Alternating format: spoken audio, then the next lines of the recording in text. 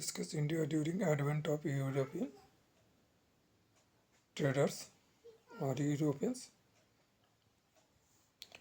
It starts with fall of Mughals. Brief background: establishment.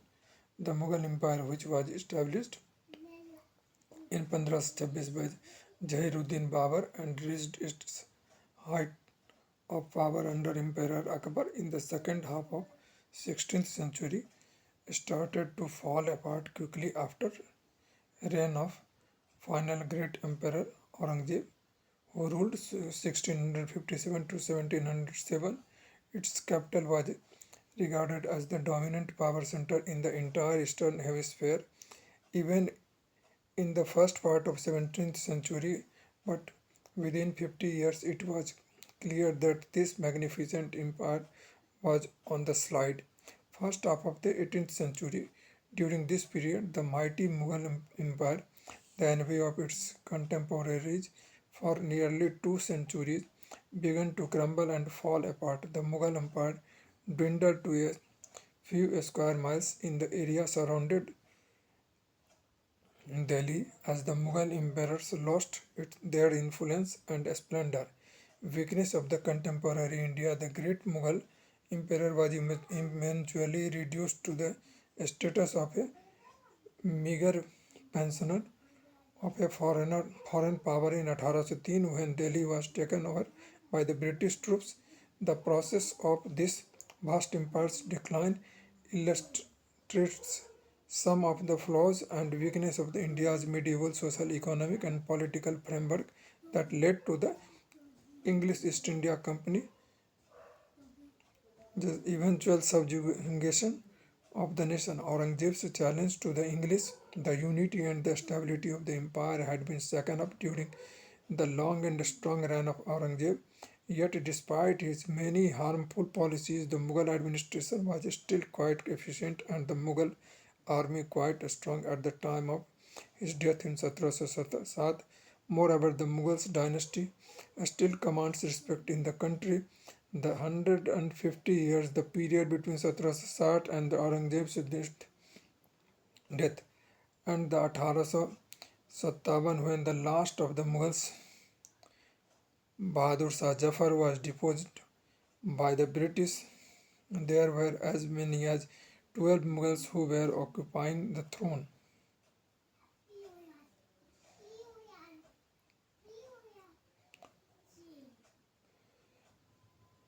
Nadir Shah and Ahmad Shah Abdali, they attacked 6 times between 1748 and 1767 and carried out devastating assault on Muhammad Shah 1719 and Shah Alam 1759. Two of those who have endured the longest. The Mughal Empire's foundation were entirely disrupted by this aggregation, which also caused insurrection, revolt, and discontinuation by neighboring regional power. Cause of the decline of the Mughals. There are two main schools of thoughts among scholars: those who see the issue as a general empire-centric and others who see the development as a regional. The Mughal-centric or empire-related, these viewpoints locate the roots of the decline within the design and operation of the empire itself. The regional-centric, the upheaval and instability in the various regions of the empire are the root cause of the Mughal declines according to the reason related to perspective. Social cause: diversity of Mughal nobility. The vast majority of the Mughals nobility were foreigners from diverse regions of Central Asia. As a result, the nobility was divided into several ethno-religious groupings, with the Turani and Irani groups emerging as the most dominant. Peasant rebellion. The recurrent peasant uprisings in the late 17th and early 18th century were a significant factor in the decline of Mughal Empire, and it is conceivable that the crisis of the ruling elites had a role of these uprisings. Shifting allegiance of zamindars. The Mughal compromise is thought to have entirely fallen apart, and the main zamindars started to rebel against the Mughal state to get their portion of the surplus. Political causes. Nature of Mughal state. The Mughal government was primarily a police state that focused on maintaining both internal and external order as well as revenue collection. Decentralization of administration. Decentralized administration due to the rise of the regional power foreign invasion. The Mughal faced numerous assaults from the northwest, but they were unable to mount a strong defense because of lack of internal power. The latter Mughals had neglected the northwesterly frontiers, and little effort was made to maintain the line. Weak rulers after Aurangzeb. Because the Mughals' form of government was despotic and heavily reliant on the emperor's personality, a succession of weak rulers were evident in every aspect of administration. Defective law of succession. The tradition that would have given the firstborn child priority over the sibling in succession to the throne. Primogeniture. Degeneration of Mughal nobility.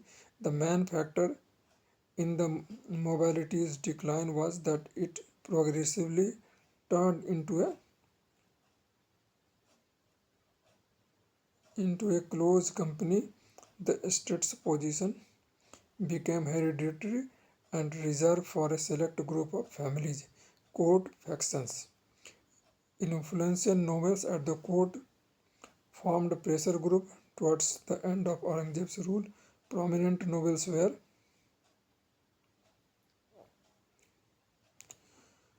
Turanis, the lord from the Transoxania, made up the Turani or Central Asian Party. It was led by Ghazi Uddin Khan, Firoz Jung, and his son Chin Kulik Khan. Nizamul Mulk.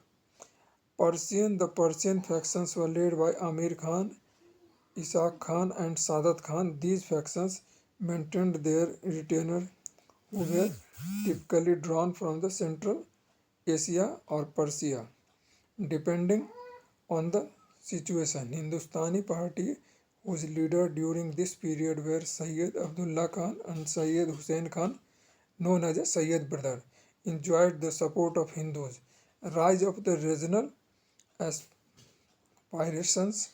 During the Aurangzeb's own rule, strong regional factions like the Jats, Sikhs, and Marathas rebelled against the Mughal monarchy to found their kingdom. Economic causes.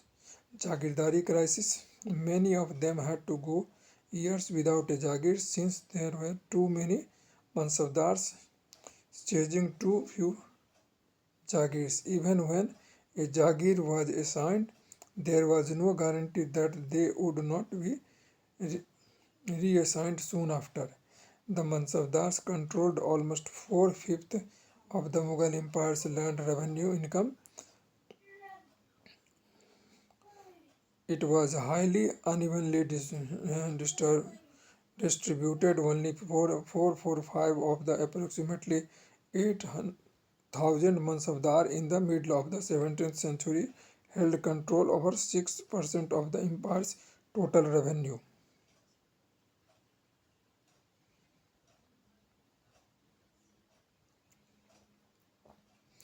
Deccan campaign of Aurangzeb. After Bijapur and Golconda were conquered, revenue increased by 23%, but Aurangzeb preferred to use these funds to support his Deccan campaign rather than sharing the extra money with his Mansabdars. Military crisis. No Mansabdar kept the necessary number of men and horses, and neither was there any efficient oversight because the security of the empire ultimately depend on its military strength. This weakening of the army was deadly for the empire. Other causes coming of the Europeans. The Mughal Empire was rapidly disintegrated after Aurangzeb's death. However, European countries were looking to create a monopoly on commerce with the East India due to their breakthrough in the sea navigation and their desire to expand their trade. Absence of the spirit of political nationalism, India at the time lacked the elements which constitute a modern nation. The people of India did not feel that they were all Indians, nor were they conscious of the oneness or having common interest, even though elements of cultural unity had existed in the country for centuries. Therefore, there did not exist the ideal of living and dying up for one's nation. Instead, people were loyal to persons, tributes, tribes, castes, and religious sectors. Conclusion. However, due to major geographical disparities in the local economics, some historians argue that poverty and economic pressure do not seem to be an entirely appropriate explanation for these uprisings and the final fall of Mughal state. Therefore, the contemporary revisionist literature encourages us to abandon this centralized viewpoint and examine the issue from the perspective of peripheral. Okay.